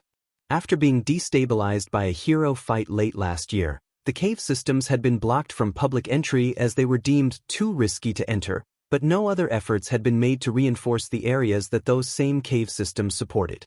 Their collapse would start a domino effect, resulting in a massive landslide that would decimate the nearby businesses and housing, and the recent weather conditions provided the perfect setup for erosion-based weakening. He managed to waste another 5 minutes looking through the window, early morning light giving the world a slightly dreamy feel, and ran through first aid procedures in his head. Another 5 minutes passed when he couldn't remember if he'd packed disinfectant and had to rummage through the other medical supplies that he'd stuffed into his bag to look for it. 10 minutes from his stop and the news broke, heralded by an announcement over the train's speaker system. Checking the news revealed the full extent of the damage. Almost half of the mountainside had collapsed and slid down to the base, destroying any buildings that had been on or near the mountainside. Heroes and emergency services were rushing to the scene, residents encouraged to evacuate. Izuku felt a pang of regret and anger that he hadn't been able to do more than get the word out of the mountain's unstable state, and that no one had listened to him when he had tried to warn them. However, there was nothing that could be done about that now. The train station was frantic when he got off, tourists rushing away from the site and residents looking for familiar faces, trying to contact loved ones in hopes they weren't caught up in the landslide. Izuku pushed past them all, making a beeline for the disaster zone. After all, the epicenter was only a few dozen meters away from where he predicted it'd be. He hadn't expected to become so well educated in natural disasters such as landslides, but after realizing predicting one was his best chance of meeting rescue heroes and asking them his question, he'd learned quite a lot. He could see a few heroes already milling around the base of the mountain, bringing people down to the medical tents that had been set up, but now was not the time to ask them if they thought he could be a hero. There would be time for that afterwards. For now, there were people that needed help. Climbing up and down the collapsed mountainside was strenuous work, the uneven terrain shifting every now and then making the task of just walking difficult. Sweat rolled down Izuku's back, and he was sure there were dirt stains and small rips all over his clothes at this point. He was losing count of the times he had walked up and down the landslide, his course often interrupted by helping people out from rubble, treating what injuries he could, then helping them back down the mountain. It was exhausting, but there was no way Izuku would have waited at the base of the mountain to ambush heroes with his question. He grit his teeth and thanked his past self for doing so much stamina training, moving back up the mountain to help whoever he could. On the edge of a crater that used to be a building, 13 was directing several emergency workers who were carrying people away on stretchers. The scene was free from debris, so it was likely they'd used their quirk to clear the area and free any trapped people. Izuku nodded to some of the workers as they passed him, looking for any way he could be useful while he waited for everyone to leave. Once he'd switched to an alphabetical list, 13 had been at the top of the heroes due to their numerical name. Unfortunately, they'd been out of the country at the time, so Izuku had been forced to move on to the next hero without asking them. Afterwards he had kept an eye on the rescue hero and their movements, and came to the conclusion that he'd have to be at a disaster scene to have a chance of meeting the space-themed hero. And here he was, helping someone splint a broken leg before they could be loaded onto a stretcher. Luckily, 13 stayed on the scene until everyone was leaving, giving Izuku the perfect opportunity to walk up to them as they coordinated with someone on the radio, probably trying to find out where they'd be needed next. Hello? Izuku asked tentatively, not wanting to startle the hero while they made their way over the uneven terrain. The hero looked over their shoulder, pausing when they realized it wasn't one of the emergency workers talking to them. Hello, how can I help you? I have a question if you don't mind me asking. Izuku watched as they quickly looked around them and down at their radio. Sure, just keep it short if you can, there's still a lot to do here. Izuku thought that was a valid request, so he kept his question short and simple as it always was. Can someone without a quirk become a hero? He was braced for the inevitable no, but what he got instead was, "I'm sorry, I don't understand the question." 13's suit didn't allow a lot of expression to come through, but their tone was clearly confused, not the babying, belittling tone he had from some of the other heroes he had asked. Oh. He scrambled for a different way to phrase his question, wiping some of the sweat off of his forehead as he thought. Do you think a quirkless person could become a certified pro hero? If they wanted to be a pro hero just for the fame and attention, probably not. For that you have to be marketable, and a big part of that is having a quirk to market. If they wanted to help people, however, 13 paused, looking at Izuku's dirt-covered state. Then they could help people the way you're doing right now. Becoming part of emergency services, training to be a doctor, joining the police force, all these things help people, could give them the power to save people without being a hero. So I guess no, I don't think someone without a quirk can be a hero, but that doesn't mean you can't be helpful, or that you'll save fewer people. Does that answer your question? Izuku nodded, not surprised with the answer, though glad that 13 was one of the heroes that were as kind as they seemed. Are you alright? You look pretty tired. He hiked up his backpack, lighter than it had been at the start of the day, and shook his head. There are still people that need help, I'll be fine. Do you know where would be the best place to go next? 13 hesitated for a moment. This kid couldn't be as young as he looked, if they let him join the rescue efforts, right? Before directing him east. Thanks. He bowed and trekked on, leaving the rescue hero behind. He walked, over broken trees and crumbled rocks, around broken posts that had once been a human construction, and he spiraled. He wished that he waited in town to see if the landslide would happen, then maybe it could have buried him and he wouldn't have to worry about this stuff, whatever it was. A fear-induced 2 a.m. quest. Was he alright? He sat down, leaning against a log for support that caused his backpack to dig painfully into his spine. He couldn't find the energy to shift his position though, because what the hell was he doing? It had been around 8 months since the sludge incident, since he started chasing down heroes, and he was still going despite being told no, over and over again. Statistically, there was a hero out there who would believe someone quirkless could be a hero, but he'd spoken to that. He swallowed, pressure building up in his throat. He'd asked over 100 heroes by now, and all of them had told him that he couldn't be a hero. He squeezed his eyes shut, the pressure of impending tears building for the first time in months, reaching for the emotionless place he'd been existing in for the past few months. He didn't want to acknowledge the swirling storm inside of him, the fear of reality and the horrific statistics he faced as a quirkless person. All he'd ever wanted to do was save people, to be a hero, and if he could prove statistics wrong on that front, then maybe he could defy everything else he had ever been told. Useless. Pathetic. Worthless. A pang of fear, sadness, and worry passed through him as he raised his walls back up, protecting himself from the storm of his own creation. All the time he'd spent away from himself and his emotions, present but disconnected, undone because someone cared enough to ask if he was all right. The mountainside was quiet aside from distant shouting and the gradual settling of the earth. Izuku took a deep breath, letting himself settle back into that quiet, detached place. There were still people that needed help. He could deal with this later. Getting back up, he continued his journey east, eventually stumbling on a couple who had been caught out hiking. The taller of the two women had a nasty gash on her arm and possibly had a concussion, but Izuku was able to disinfect and cover the gash with a bandage for the moment. It was difficult supporting the woman, who he learned was named Satsuki, with their height difference, but together with the help of Haru, who was doing her best to keep composed despite the tears running down her face, they managed to make it halfway down the mountain. "Hey, you there?" The call got their attention, though Satsuki's delayed response was worrying. Izuku shifted Satsuki's grip on him so he could look around her at who was approaching, recognizing them as the hero Kesajiriman. The hero pulled up in front of them. With his pristine outfit, it looked like he had just arrived, as even heroes with quirks that would help them in this situation were covered in dirt by this point. "Is there anyone else left at the site you came from?" Haru shook her head. "It was just us up there," she rasped out, her voice betraying her tough act. "Most of the most populated sites should have been cleared by now." Izuku added, I've just been looking for anyone that might have been trapped on their own, or giving assistance where I can."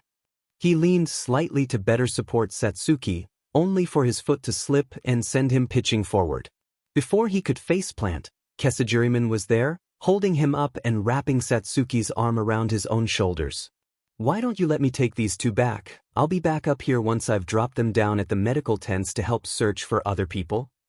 Izuku wanted to argue with the hero that he could help the couple fine on his own and there were more important places for a hero to be, but the thought of struggling with the rough, sloping terrain and being unable to support Satsuki properly had him holding back his response. She needed proper medical attention, and Kesajiriman would be able to get her that the fastest out of the two of them. "Okay," he said, nodding. He turned to Haru, giving her a smile that he hoped was less tired than it felt, and watched as they continued their slow descent with the hero. They had only gotten a few steps when Izuku remembered his question. "Hold on a moment." The three figures paused and turned their heads. Can someone without a quirk become a hero? Usually he'd try to avoid having other people around when he asked, less chance of ridicule, but he was pretty sure the two women had more pressing things to worry about than insulting a teenager.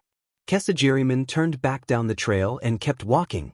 An admirable goal, but they simply would not be able to keep up with the demands of being a pro hero. He didn't turn back, and after a few seconds, and a final look to Izuku, Haru followed. Izuku kept going. It was getting later on in the day when he reached a shrine. There were people milling about, but from the way they were dressed and the way they were recklessly hauling rubble around, he could tell these weren't professionals. The shrine itself looked like it had once been a decent-sized building, but was now mostly collapsed. Colors faded by the dust the landslide had kicked up. "Hey!" he called out, getting the attention of the nearest victims. Most of the people kept working, but a few met him as he came closer. "Are you a hero?" they questioned, and Izuku thought they really must be desperate if they were hoping a small, dirty teenage boy with a backpack was a hero. "No, but I'll do my best to help." Another person pushed forward suddenly and grabbed his shoulders. "Do you know first aid?" Their eyes were desperate, and all Izuku could do was nod before they were pulling him along to what must be the designated medical attention area. He was greeted by scrapes, bruises, gashes, breaks, and concussions. "Please help them. I'll do my best," was all he could offer as he pulled off his backpack and got to work. Izuku wasn't professionally trained, but soon all open wounds were patched to the best of his abilities, and he began helping direct the frantic group who hadn't tried to descend the mountain due to people still being stuck under the crushed half of the shrine. The structure had provided enough protection that they hadn't been immediately crushed, but they all knew it would only take a slight shift for the earth to break through their safe pocket. He brought up the need for supports, and soon enough the people who had been looking for suitable sticks to use for splints were also looking for logs that could help hold up the shrine if moving debris destabilized it. A few more people had made it out from under the shrine, immediately directed to Izuku to have any wounds treated with his dwindling medical supplies, and groups were organizing themselves to make the trek down the mountain when a call rang out. "Lock on with these sparkling gazes. We've come to lend a paw and help." Coming out of nowhere, stingingly cute and cat-like. Wild pussycats. Izuku felt relief at the sight of Ragdoll and Pixie Bob, heroes who would definitely be able to get the last victims out of the shrine. Sure enough, Pixie Bob got to work straight away, using her quirk to lift the dirt and rubble off of the shrine, while Ragdoll gave her directions to ensure the people underneath were safe. Everyone else seemed to share in his relief, worried mutterings turning into chatter, exclamations of how they were excited to get off the DMN mountain. He let the chatter become background noise, focusing on whoever he ended up working on. He was in the middle of wrapping a probably sprained ankle when a hand touched his shoulder. "Hey kid, we're getting everyone ready to go down now." Izuku followed the hand on his shoulder up to Ragdoll. "I just need to finish wrapping this, I think it's sprained." Izuku explained, not waiting for the hero's reaction before he went back to his work. "What's the hold-up?" "The kid's wrapping their ankle, then that's everyone ready for transport." When he finished and stood up, both pussycats were waiting for him, Pixie Bob guiding the person he just treated to an earth beast to help carry them down the mountainside. She seemed to have made a path as well, a twisting trail free of boulders and broken trees. Good job on helping patch people up back there. Ragdoll stated from beside him, her persona as bubbly as usual. Izuku couldn't exactly say that he'd predicted the event would happen, so had brought along appropriate medical supplies and brushed up on his first aid knowledge, so he just made a non-committal sound. You should head down with them, we've still got some cleaning up to do and you're looking a bit worse for wear. But there are still people who need help. Such energy. Pixie Bob rejoined them, leaning against Ragdoll while looking Izuku over. Stuck in a landslide and you still want to help others. But don't worry, kitten, we've got this section handled. You'd be more help going down with the others and keeping an eye on them until they're safe. It was a manipulation tactic, giving him a new goal which would make him do what they wanted, but it was a successful strategy to use in rescue situations when victims were distraught and still trying to figure out what was going on. Izuku himself had used it a couple of times today. There would be no use going against the heroes. They did have a valid point in that he could make sure the descent went smoothly, and he was tired. It was well into the afternoon, and he'd been doing this for nearly the entire day. I'll make sure they get medical attention when we reach the bottom. That's the spirit. Ragdoll ruffled his hair, both pussycats giving him wide grins. I just have one question before you go. The wild pussycats were fairly easy to find, but difficult to interact with since they primarily worked on rescue situations or appeared in crowded hero-based events. So he might as well make the most of this opportunity while he had it. Sure thing, kitten. They said at the same time, a brief look in the other's direction betraying the fact that they hadn't planned for that. Can someone without a quirk become a hero? Their energy immediately dropped, not a very noticeable amount, but for someone like Izuku who was looking for the slightest reaction, it was obvious. You have to understand, this job is very dangerous, as you've seen firsthand today. Ragdoll started. It would be nice to live out your dream and be a hero, but youth doesn't mean you can do anything. We all have our limits. Pixie Bob finished. Less direct but still a no. So he said his goodbyes and made his final descent down the collapsed mountainside, guiding the group to medical tents and paramedics, and avoiding those who asked him if he needed help. By the time he was on the train home, the sun was setting, its orange glow lighting the world on fire. When he finally made it through his doorway, he was bruised, covered in dirt and rubble, and exhausted. He barely had the energy to shower and make himself some food since Inko was working late. He dragged himself to bed, injuries untreated because he simply had no first aid supplies left for himself. Well, he didn't have to tell anyone that. Stepping back from the map of Mizudafu he had tacked to the wall, Izuku tried to pick out a pattern. Multicolors pins dotted the surface of the map, all color-coded based on eraser head sightings, whether they were just a sighting or part of a hero fight, if it was from a confirmed source or just speculation, etc.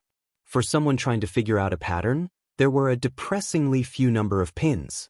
The underground hero was next on his list, and should have been relatively easy to track down considering he worked within Mizudafu. Except he had no set patrol routes, didn't appear in official media releases due to his underground hero status, and wasn't tied to any agency, which was near unheard of in modern heroics. Even powerful, loner-type heroes still had agencies to help with financial management, legal issues, and media releases. Scrolling through forums was borderline useless, since the most comprehensive documentations of the hero he'd seen were on an underground hero fan page, verified information, but not a lot of it, and a forum dedicated to proving that Eraserhead wasn't a hero and was, in fact, a modern cryptid, many more resources, a lot more random information to sort through. All official heroes had had a public profile, and he could have potentially used the information provided on Eraserhead's quirk to search the quirk database, which was not meant to be accessible to the public, but he'd learned that just because something wasn't meant to be accessible did not mean that it was impossible to find a way in, and find out his identity that way. But as an underground hero, his quirk wasn't listed in order to prevent villains from figuring out a way to counter the fifth. He knew vaguely that the hero had a quirk nullification quirk, eyesight-based if his goggles and fighting style were any indication, but without the official name there was no use looking for it. Izuku had dealt with underground heroes before, but none had been as difficult to track as Eraserhead. Running through the streets at night and climbing up buildings didn't work out, though he'd known the chance he stumbled onto the hero was low. He had met a few heroes on nighttime patrol that way, they said no, and ran away from several villain fights that had broken out when he happened to be passing by. Now he was trying to put analytics to use, but Eraserhead had no patterns that he could pick out. If Izuku had access to police reports, he could find out more on where and when Eraserhead detained villains, but police servers were still too tough for him to crack. He groaned and sat back down at his desk, hands hovering over his keyboard as he tried to think of what else he could do to find the elusive hero. A day and a half of dead ends, and he finally got a lucky break. He'd created a small program that let his phone get updates. From the Hero Network, full access was limited to his laptop since it had actually been patched into the network when he gave himself access to the supposedly hero-exclusive network, and had caught the tail end of Goliath's agency requesting more recon or stealth-based heroes to help with a bust. The team had wanted Eraserhead's help, but the hero was, apparently, limited by school hours. There was only one nearby school that had pro heroes as teachers. Gaining access to full UA files would be impossible with their internal system, but there was basic information on every teacher on their public website. None of Izuku's searches had managed to find Eraserhead's hero name, but listed amongst UA's staff was one Aizawa Shoyuta, whose appearance was the closest to the pictures of Eraserhead Izuku had been able to find. Searching for Aizawa Shoyuta had brought him few results, just the UA staff page and a few clips from old UA sports festivals, but watching the way he moved in those festivals left Izuku with no doubt that Aizawa Shoyuta was Eraserhead, and that Izuku's best chance of asking the underground his question was to go to UA. Unfortunately, UA's grounds had incredibly complex defenses, so there would be no sneaking in. No, Izuku's best chance was to enter the school as a student. He counted himself lucky once again when he saw that the entrance exam is just over a week away, giving him time to prepare for both written and physical portions of the exam. He'd done research before, would they even let a quirkless person enter the school? But now he had the tools to discover exactly what happened in the physical portion and what kind of unpredictable topics would be included in the written portion. He felt a slight sense of nostalgia, going over information he had read what seemed so long ago, but he couldn't linger on the feeling for too long. Going to UA to become a hero could be his dream, and he needed to focus if he was going to find Eraserhead and ask if he thought he could be a hero. There was one day before the UA entrance exam, and Inko couldn't stop pacing around. She wanted to be supportive of Izuku, but he was quirkless, facing against who knows what kind of quirks, and she knew he would be crushed when the rejection letter came. She didn't know if she could handle seeing him without his drive. All that would be left were tacked-on smiles and empty eyes, a sight that still haunted her 10 months after he had come home from that villain attack. He was doing better now, she thought, even if he was a bit distant and stayed out too late and came home with scrapes and bruises that he never explained, but he was doing better. "Hey Mum, do you know where I put my notebook? The red one." His voice drifted down the hallway, and Inko forced herself to still. "It's on the kitchen bench," she answered, moving to intercept him as he went to retrieve it. "Thanks." When she rounded the corner, she was met with tousled green hair, Izuku's face already buried in the notebook. For a moment, she feared they'd run right into each other, but Izuku, who used to be so clumsy, at least he told her so, danced around her without looking up. "Izuku, could I ask you something?" He stopped on his path back to his room, but didn't lift his face up from the book. "Yeah." She hesitated, hands fidgeting together. "Do you not really want to try for UA? It's just so difficult, not to mention dangerous, and I don't want to see you getting hurt." She reached a hand out, wanting to hold him, wanting to show some sign of support even though she couldn't bring herself to encourage him, but the action was aborted when he looked up from his notebook. When did he get so tall? The eyes she looked up into were filled with a determination that burned, a blaze that consumed the empty fields she'd glimpsed on occasion, lighting his green eyes from within. "I have to get in." And with that, he returned to his room, leaving Inko wondering once again what drove him, and what would happen when he failed. Izuku was anxious, the kind that, even when repressing your swirling thoughts, still left you feeling nauseous and on edge. It had been a while since he was this nervous, but this was UA, and his one shot of reaching Eraserhead. He was distracted enough that he tripped only a few meters from the gates, muscle memory saving him from face planting as he came up from a roll and continued walking, completely missing the brown-haired girl behind him, with her hand reaching out as if to stop his fall. Seeing present Mike doing the physical exam presentation kept him from looking over to Bakugo, who he was seated beside. He hadn't had a chance to ask the voice hero his question, but he was known to be very sociable even if incredibly busy, which made sense given he was a hero, teacher, and radio host. Maybe after the exams he'd be able to approach Mike. For now he had to focus on passing the exam and decide what strategies he was going to use against the robots they'd be fighting. Looking through forums for removed posts, then restoring those posts, had let him learn what the physical portion would involve ahead of time. UA was an expert at hiding the details of their physical exam, but some data was impossible to destroy. Another student called him out for letting out a continuous muttered stream of plans, defensive and offensive strategies, and speculation on what materials he might have access to. He mumbled an apology, but by the time the presentation was over he had all of his strategies finalized.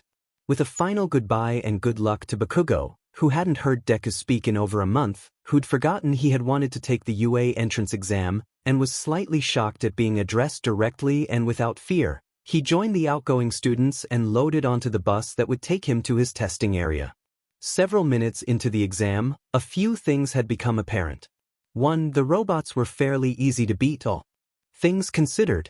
He destroyed them by ripping out wires, making them hit each other with ranged attacks, shoving metal shards between their defenses, tricking them into running into walls, dropping chunks of debris onto them from buildings and using a makeshift sling fashioned from a strip of his sweatshirt to disable the robot's sensors and cameras. It was hard work, evidenced by his heavy breathing, the scrapes and bruises that had accumulated on his back, arms and legs, and the sweat running down his body, but it wasn't impossible to bring the machines down. Which brought him to his second observation. People relied on their quirks far too much.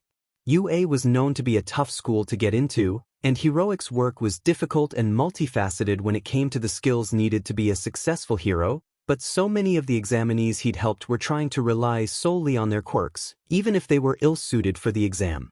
He spent almost as much time helping other applicants as he did fighting robots himself.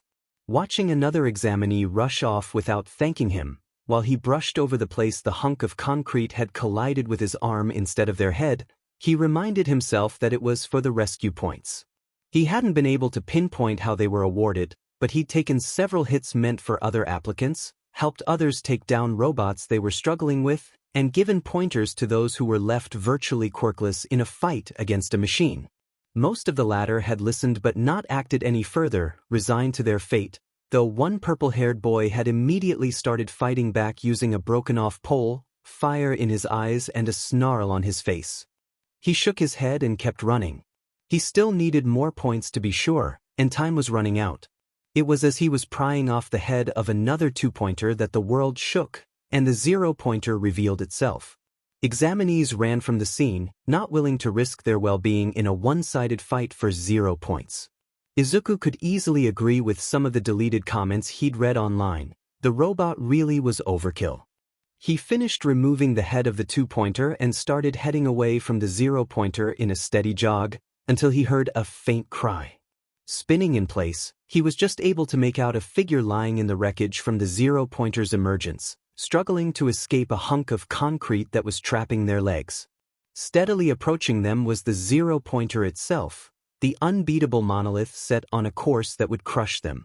Every fight Izuku had ever been in was one-sided, but that had never stopped him from intervening. There wasn't enough time to take out each of its eyes, and there was no way he'd be able to rip out a few wires to take it down, so he had to think of another strategy. Spying several metal construction poles lying nearby, a plan formed in his mind. Retrieving 2 of the poles, he sprinted over to the zero-pointer, not daring to take his eyes off the machine as he assessed it for weak points. He just needed to find a way to slow it for a minute. As it extended its arm, he saw his opening. Ideally, he'd be able to target its legs, but they were too far away, and with its slow-moving pace the zero-pointer's arms were the more immediate threat. Skidding to a stop, he widened his stance, took aim, and let one pole loose, throwing it as if it were a javelin. He didn't wait to see if it struck the machine's elbow as he had planned. instead taking off once more to where the person was lying. "It's going to be okay," he assured, his experience helping civilians around villain fights and disaster zones kicking in. His voice was unsteady from exertion, but he knew how important communication was in these situations. "I'm going to get this stuff off you, but you need to be ready to move." Receiving a nod in confirmation, he grunted, shoving the end of the remaining pole under the rubble in an attempt to lever it off of the girl's legs. The zero-pointer was making some worrying sounds behind him, but he forced himself to stay focused on the task on hand. "Look out!" The shout came from the trapped girl as he finally managed to pry the rubble off her, falling forward from the force of the action. It was probably that saved him from severe head trauma. As he fell down, the girl pushed herself up, hand outstretched, and touched the large chunk of concrete that had been hurtling towards the pair at high velocity. It now floated harmlessly in their general direction, unaware of the pain it had almost caused. Izuku's eyes flickered from the piece of rubble to the zero-pointer. It was still gaining on them, but the arm closest to them was limp from the elbow down, while the other continued to destroy the nearby buildings, probably where the concrete had come from. The girl herself wasn't looking too good, dust-covered and shaking, hand covering her mouth. "Can you walk?" he asked, picking himself up from where he fell and extending his hand to the girl, ignoring the new grazes on his palms. She looked up from her half-seated position, before slowly taking his hand, her pinky raised. Trying not to be too rough, he pulled her along with him as he set a quick pace away from the robot. They just needed to reach a side street and get outside of its damage radius. The robot probably wouldn't follow them, and after that they could stop and Izuku could look the girl over for injuries. The girl, he had to get a name soon, stumbled before stopping him with a strained, "Wait." He paused, keeping an eye out for danger as she brought her hands together, uttering release as bits of debris and robots came crashing down. He only had a second to marvel at the strength and versatility of her quirk when Present Mic's voice sounded around the cityscape, declaring the end of the exam. Exhaustion trailed him like a predator with its prey in sight. His whole body ached, but he knew that was the price of the points he'd gathered. He just hoped it would be enough. His attention was drawn from his self-assessment when the girl doubled over, vomiting onto the concrete. "Are you all right?" He was pretty sure this was a stress or quirk overuse-induced reaction, but that didn't stop him from worrying as he hovered nearby, wishing he had water to offer her. "Oh dear, here's some water." The gentle voice came from just ahead of them, an old lady making her way through the few students that had remained nearby to watch the zero-pointer. In one hand she held a syringe-like cane, while the other offered up a water bottle. "Thanks." The girl croaked out, accepting the bottle. Izuku managed to snap out of his quiet fanboying when Recovery Girl turned to him. "You look a little worse for wear." He let out a nervous huff of a laugh. Recovery Girl had such a rare and powerful quirk, and was a legend amongst heroes for the lives she had saved. There would never be a better time to ask her than now. Getting his breathing under control, he spoke, hoping he didn't sound too exhausted and desperate. "I'll be all right, but could I ask you something?" He waited a moment, and when no objection came, he continued, "Can someone without a quirk become a hero?" She mulled over his answer. "Well, it's very difficult to be a hero, dear." She didn't add anything else, but it was easy enough to find the no in the statement. It's very difficult to be a hero, so it would be impossible for someone without a quirk. He'd heard it before. "Let's heal you up, then you can think about heroics." And with that, she planted a kiss on his forehead. The exhaustion that has been trailing him pounced, and he felt his knees buckle before the world went black. Ochako looked at the blood that was on her hand. The exam had pushed her to her limits, leaving her feeling bruised and battered, but it hadn't made her bleed. The boy was gone now, taken away by robots and accompanied by Recovery Girl who assured he was fine, just exhausted, and had therefore passed out when she'd used her quirk. Ochako regretted not being able to thank him. She'd watched everyone run away from the zero-pointer. Some of them had even seen her, made eye contact, but they'd still chosen to run. Everyone except the green-haired boy, who appeared out of nowhere, who ran towards the zero-pointer and did his best to help her, despite the danger. And he had asked someone else if someone quirkless, and had she seen him use a quirk, could be a hero. It didn't matter what Recovery Girl had said on the matter, he was her hero. Closing her bloody hand, she decided she would thank him through action if she couldn't tell him. After getting changed and cleaned up, she walked to the staff offices. "Hey there, what are you doing out this way?" The call brought her attention to a newly opened door, where Present Mike stood leaning against the door frame. "I'm sorry for intruding, but there was a boy in the exams with curly hair and freckles." She took a deep breath, knowing that this could cost her a place at the school. "Can I give home some of the points I earned?" After all, she wanted to be a hero for money. The world needed more heroes who would do their best to save anyone, no matter the cost. "That boy saved my life, and I want to give him at least as many points he gave up by saving me." Present Mike uncrossed his arms and stood up properly. "I'm afraid we can't give him your points, but if he really is hero material, he'll be fine." Ochako frowned at the cryptic answer, before giving the hero a bow and saying goodbye. She hoped the boy got in, so she could thank him properly. When his mum gave him the letter from UA, he took it silently and retreated into his room.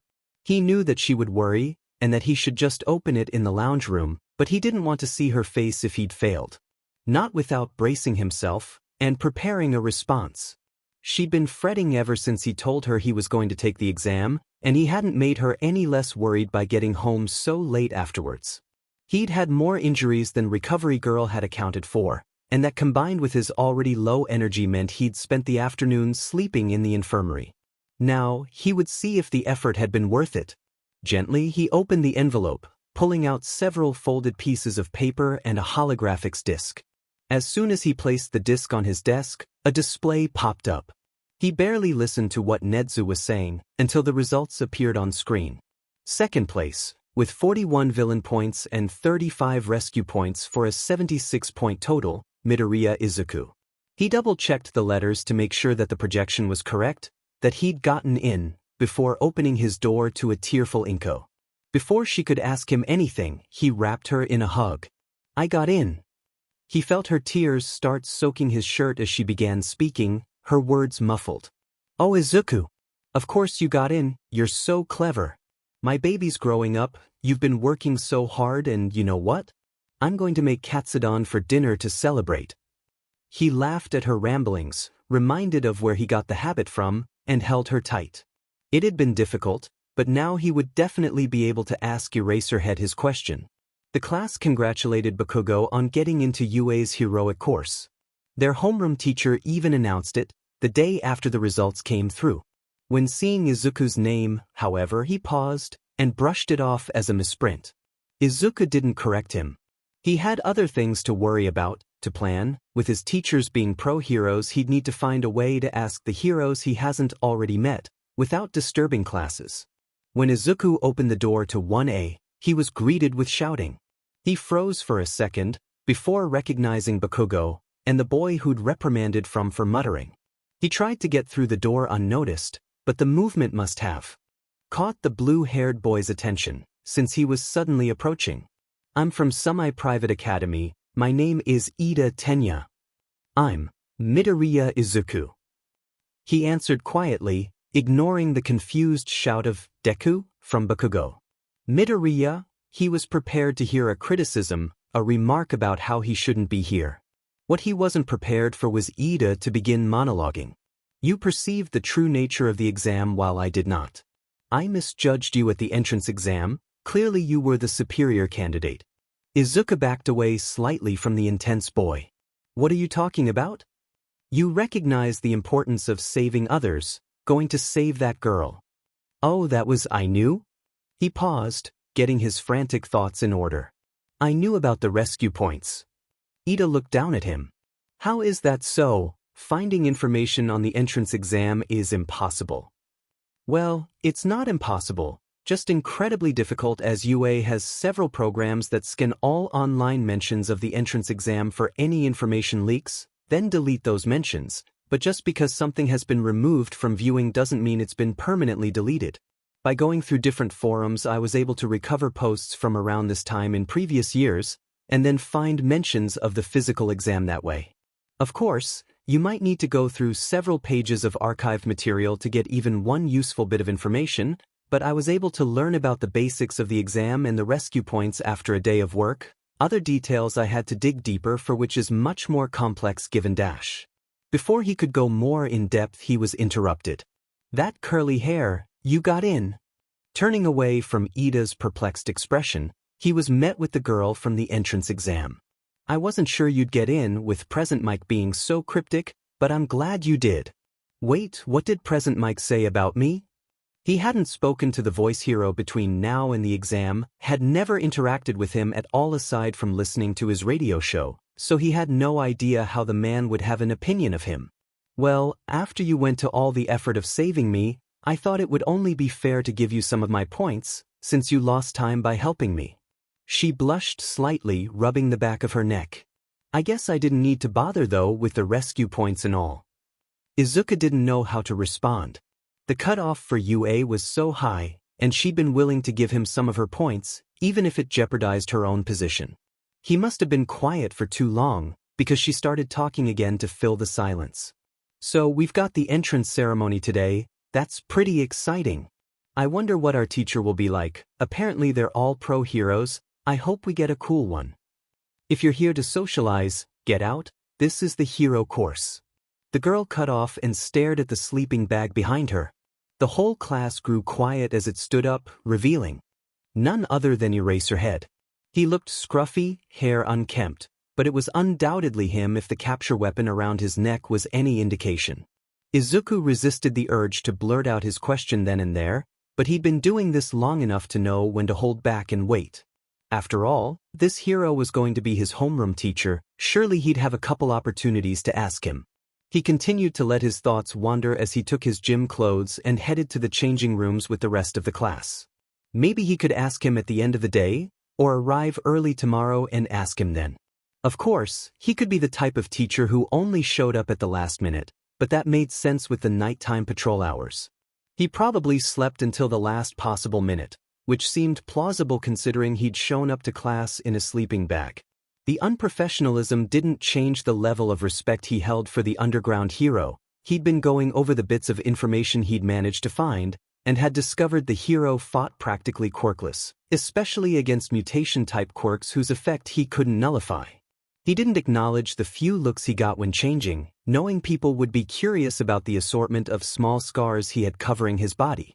He'd had his fair share of marks before this year started, but actively hunting down heroes had brought him closer to danger than ever before, and he had paid for it on more than one occasion. He didn't care what they thought though, he just had to get through today and ask Eraserhead his question, then it would all be worth it. His hopes of getting through the day dropped when the quirk assessment test was announced. Then Eraserhead declared whoever placed last would be expelled. He balled his fists and took deep breaths. He was so close to his goal, and he wouldn't let go so easily. He just needed to stay long enough to ask Eraserhead his question, then they could kick him out. Aizawa Shoyuda was having a normal first day, his quirk assessment and threat of expulsion having become somewhat routine at the start of the year. He knew the other teachers had a bet going on how many kids he'd expel on the first day, but he wasn't about to acknowledge that, let alone get involved. The only difference to this quirk assessment, however, was that one of the students didn't have a quirk. Midoriya Izuku, first quirkless student to be admitted to UA, and the second highest score on the entrance exam. Even though he fought quirkless, Shuda's quirk still gave him the advantage of leveling the playing field between himself and his opponents. That, however, didn't apply to robots, and he'd spent his first year at UA fighting tooth and nail to transfer into the heroics course after being overwhelmed at the entrance exam. Shoyuda watched the boy closely, not wanting to miss how he responded to each test, in case the entrance exam had been a fluke, however unlikely that was. He'd looked over the footage, and the kid had been relentless. The 50-meter dash, sidesteps, and endurance run were nothing to write home about, but he managed to find a way to improve his scores on almost all other tests. The grip strength test had him climbing up to a support beam in the gym, using his shoelaces to tie the grip test to the beam, then jumping down while holding onto it in order to add his body weight and the force of gravity to his base grip measurement. He then scaled back up the beam to get his test down, all before someone could question what he was doing. For the long jump he utilized loopholes, jumping first onto the robot meant to measure their jumping distance, then to the edge of the sandpit. As their jump was measured from the start of the sand pit to where they landed, his result was much higher than an average jump. He made use of tools once again in the softball throw, tearing his uniform to create a makeshift sling, allowing him to gain more distance. And Shoyuta knew from Snipe's long-winded discussions on projectile weapons that slings were harder to use than they looked, which meant the kid had practiced for some time. The upper body and seated toe touch tests didn't bear any clever solutions, but he had to call an end to the upper body test instead of simply waiting for all students to eventually tire and stop. The kid had just kept going, making him wonder where the boy was storing that strength and stamina in such a small frame. The reality was that a fear of falling off buildings and plummeting to your death were powerful motivators when it came to working out. Throughout it all, the first entrant, Bakugo Katsuki, watched him like a hawk. Midoriya didn't seem to notice, and Bakugo didn't do anything, compared to several other students, who complained that some of Midoriya's strategies were cheating, aside from watch, body language tense. He made a note to keep an eye on that situation. Competition was healthy, but it could quickly turn sour in a prestigious establishment such as UA. Overall, he'd been impressed with this year's students, even if a few had been lacking in the physical department. He'd seen the relief on the lowest scoring student, a boy named Shinso who had a psychological quirk and apparently no physical training, when he'd revealed the expulsion threat was a fluke. He wondered idly where the quirkless kid had learned to fight as he made his way back to the classroom. Class dismissed for the day.